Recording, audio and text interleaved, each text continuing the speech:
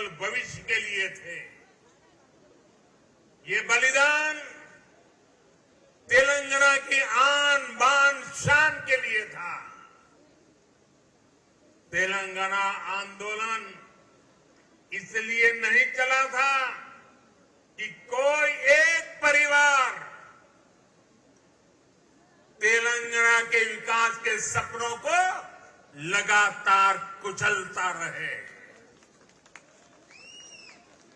तेलंगाना आंदोलन इसलिए नहीं चला था कि कोई एक परिवार साम दाम दंड भेद ये रास्ता अपना करके तेलंगाना को तबाह करने में नई नई साजिश करते रहे। साथियों, परिवारवादी पार्टियां भारत की केवल एक सियासी समस्या नहीं है। परिवारवाद और परिवारवादी पार्टियां देश के लोकतंत्र और देश के युवा दोनों की सबसे बड़ी दुश्मन है। देश ने देखा है, तेलंगाना के लोग देख रहे हैं कि एक परिवार को समर्पित पार्टियां जब सत्ता में आती है तो कैसे उस परिवार के सदस्य भ्रष्टाचार उसका सबसे बड़ा चेहरा बन जाते हैं। तेलंगाना के लोग देख रहे हैं कि परिवारवादी पार्टियां किस तरह सिर्फ अपना विकास करती हैं, अपने परिवार के सदस्यों की तिजोरियां भरती हैं। इस परिवारवादी पार्टियों को गरीब के दर्द की, गरीब की तकलीफ की न उनको कोई चिंता होती है, न कोई परवाह होती है।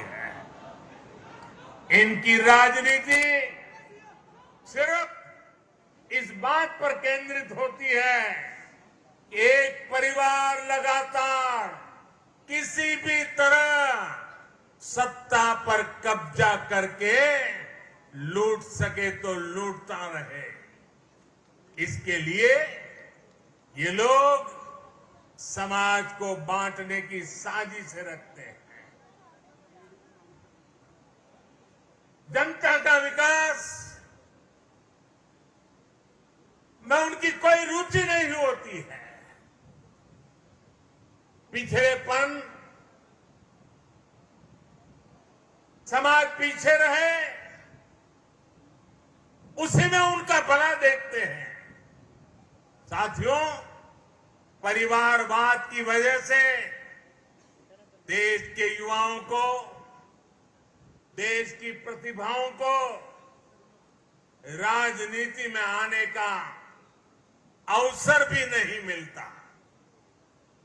परिवारवाद उनके हर सपनों को कुचलता है, उनके लिए हर दरवाजे बंद करता है। इसलिए आज 21वीं सदी के भारत के लिए परिवारवाद से मुक्ति, परिवारवादी पार्टियों से मुक्ति एक संकल्प भी है और एक नैतिक आंदोलन भी है। जहां जहां परिवारवादी पार्टियां हटी है, उनका अस्त हुआ है, वहां वहां विकास के रास्ते भी खुले हैं। अब इस अभियान को आगे बढ़ाने की जिम्मेदारी तेलंगाना के मेरे प्यारे भाई और बहनों की है, तेलंगाना की जनता की है।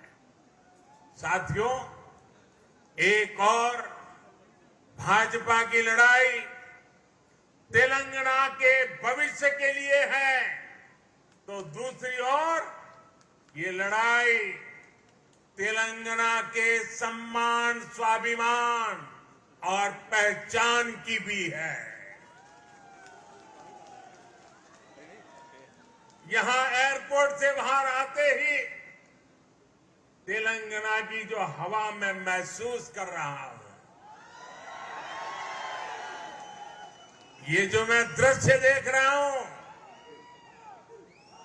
ये तपती धूप में आप लोगों का उत्साह उमंग देखता हूं। मैं इसके आधार पर कह सकता हूं कि हमारा संघर्ष रंग ला रहा है।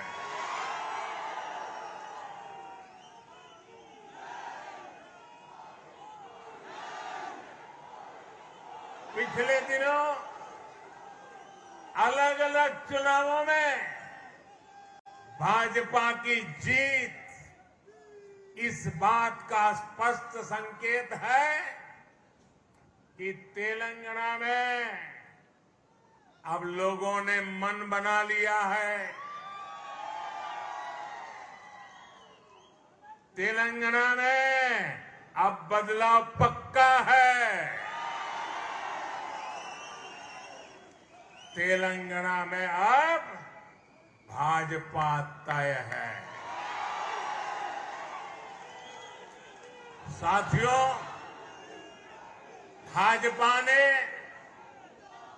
पिछले 8 सालों में सबका साथ, सबका विकास, सबका विश्वास और सबका प्रयास के मंत्र के साथ देश की निरंतर सेवा की है। गरीब, पिछड़ा, दलित, आदिवासी, हमारी माताएं बहनें, हमारे अंत्योदय के सारे साथी,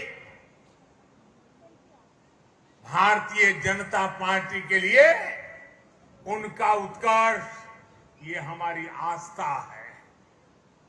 देश का सम्मान, देश के गरीब, मजदूर और किसान के सम्मान से जुड़ा है।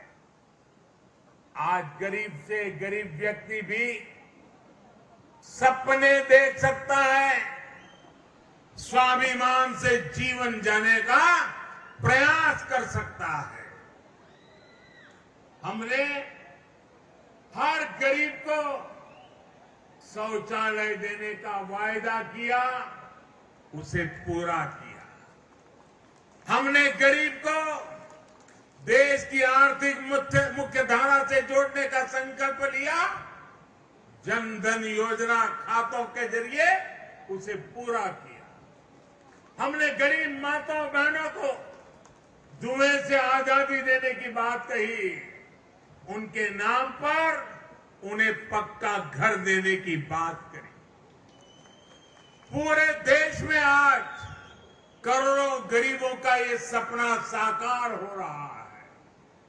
आज किसानों के उनके खातों में और खास करके मेरे छोटे किसान भाई बहनों को किसान सम्मान निधि मिल करके उनको एक नई ताकत मिल रही है। मुद्रा योजना और स्वनिधि योजना जैसे प्रयासों से लाखों करोड़ों युवाओं के लिए स्वरोजगार के अवसर बन रहे हैं। तेलंगाना के गरीब, दलित, पिछड़े, आदिवासी और महिलाओं को भी इन योजनाओं के लाभ का पूरा अधिकार है। लेकिन दुर्भाग्य से यहां इन योजनाओं के नाम बदलकर इन पर भी सियासत हो रही है। आप सियासत करिए, जनता के दिलों से न नाम हमारा हटा सकते हैं, न हमारा नाम मिटा सकते हैं, क्योंकि हम गरीबों के लिए जीने वाले लोग हैं। जी जान से गरीबों का कल्याण के लिए समर्पित लोगों के हमारी परंपरा है। साथियों, जब योजनाएं प्रचार और परिवार के भ्रष्टाचार का शिकार होने लगे तो उससे सबसे ज्यादा नुकसान हमारे गरीब भाई बहनों का होता है, हमारे दलित, पीड़ित, शोषित, वंचित का होता है। भाजपा के कार्यकर्ताओं का दायित्व है इस सच्चाई को तेलंगाना के हर एक नागरिक तक लेकर जाएं। भाई और बहनों, हम सब जानते हैं कि तेलंगाना का सामर्थ्य क्या है, यहां कितनी संभावनाएं हैं। हम चाहते हैं कि तेलंगाना तेजी से विकास की रफ्तार पकड़े। साथियों, 21वीं सदी का नया भारत, आत्मनिर्भर भारत और मेक इन इंडिया के सपनों को लेकर आगे बढ़ रहा है। हमारे स्टार्टअप्स आज पूरी दुनिया में अपनी छाप छोड़ रहे हैं। आज हम दुनिया के तीसरे सबसे बड़े स्टार्टअप इकोसिस्टम है। अभी कुछ दिन पहले ही भारत का 100वां यूनिकॉर्न हमारे सामने आया है। आज हम एक बार फिर से दुनिया की सबसे तेजी से आगे बढ़ रही अर्थव्यवस्थाओं में से एक है। हमारी इस ग्रोथ स्टोरी का सबसे बड़ी भूमिका टेक्नोलॉजी की है। टेक्नोलॉजी का नेतृत्व दे रहे हैं हमारे युवा नौजवान साथी। और बात जब टेक्नोलॉजी की हो और तेलंगाना के युवाओं की क्षमताओं के बिना ये बात कभी पूरी नहीं हो सकती। इस क्षमता के पूरे इस्तेमाल के लिए तेलंगाना को एक प्रोग्रेसिव और ईमानदार सरकार की जरूरत है। ये सरकार केवल भाजपा ही दे सकती है। साथियों, आधुनिक ज्ञान विज्ञान के इस युग में मैं तेलंगाना के लोगों को एक और बात के लिए भी सतर्क करना चाहता हूं। आज के इस युग में अभी भी 21वीं सदी में भी जो लोग अंधविश्वास के गुलाम बने हुए हैं, वो अपने अंधविश्वास में किसी का भी नुकसान कर सकते हैं। ये अंधविश्वासी लोग तेलंगाना के सामर्थ्य के साथ कभी न्याय नहीं कर सकते। साथियों, मुझे याद है जब मैं गुजरात में मुख्यमंत्री था तो वहां भी कुछ शहरों की पहचान बना दी गई थी कि उस शहर में कोई मुख्यमंत्री जा नहीं सकता है, अगर वहां जाएगा तो उसकी कुर्सी चली जाएगी। भाइयों बहनों, मैं डंके की चोट पर वहीं पर जाता था, बार बार जाता था।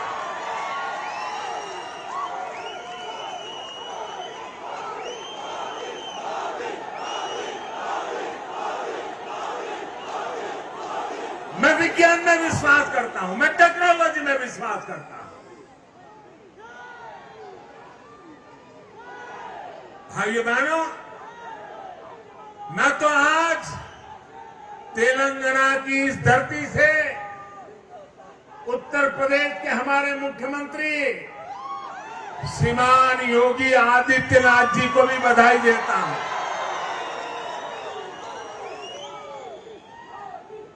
उनके वो तो संत परंपरा से हैं, सन्यासी परंपरा से हैं।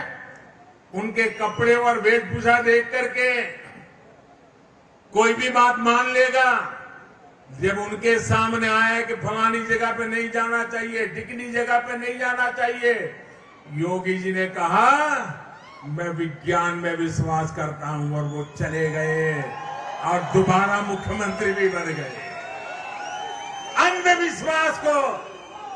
अंधविश्वास को इस प्रकार से तवज्जो देने वाले लोग तेलंगाना को, उसके भविष्य को कभी संवार नहीं सकते हैं। भाइयों बहनों, ऐसे अंधविश्वासी लोगों से हमारे तेलंगाना को हमें बचाना है। मैं आप सभी भाजपा कार्यकर्ताओं से कहूंगा, हमें पूरी मेहनत करनी है। हमें तेलंगाना की जनता की सेवा में कोई कसर नहीं छोड़नी है। मुझे पूरा विश्वास है कि भाजपा का हर एक कार्यकर्ता इसी उत्साह और समर्पण के साथ आगे भी काम करता रहेगा। तेलंगाना तेजी से विकास के रास्ते पर चलेगा, तुष्टीकरण की राजनीति से मुक्त होगा, परिवारवादी पार्टी के चंगुल से मुक्त होगा। और भाइयों बहनों, मैं 2013 वो समय भूल नहीं सकता। मैं तो गुजरात का कार्यकर्ता था, पूरा देश न मुझे जानता था, लेकिन हैदराबाद ने एक ऐसा इतिहास रचा था जिसने पूरे हिंदुस्तान की सोच में परिवर्तन लाया।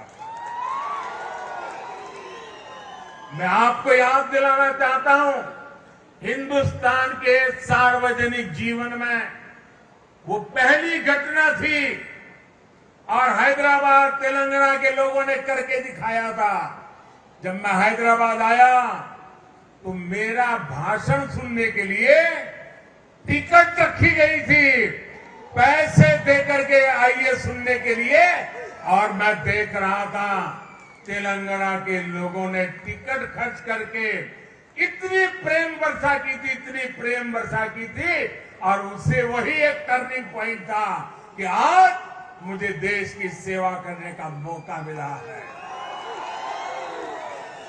यही हैदराबाद, यही तेलंगाना, हम नया इतिहास बना करके तेलंगाना में झंडा गाड़ने वाला है।